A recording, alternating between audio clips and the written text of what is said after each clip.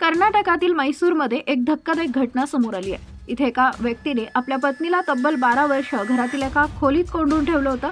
पतीच्या अत्याचाराला बळी पडलेल्या महिलेने पोलिसांना संपूर्ण धक्कादायक प्रकार सांगितलाय। मिळालेल्या माहितीनुसार हे प्रकरण कर्नाटकातील मैसूरचं आहे। एका महिलेची पोलिसांनी सुटका केली, जिला तिच्या पतीने 12 वर्षापासून घरात कोंडून ठेवलं होतं।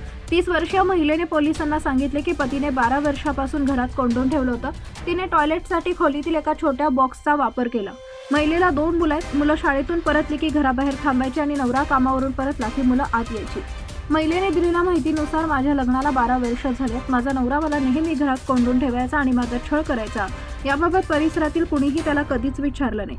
माझी मुलं शाळेत जातात, पण माझा नवरा कामावरून परत येईपर्यंत ते बाहेरच राहतात। या महिलेने इंडिया टुडेला सांगितले की ते खिडकीतून मुलांना जेवण देत असे।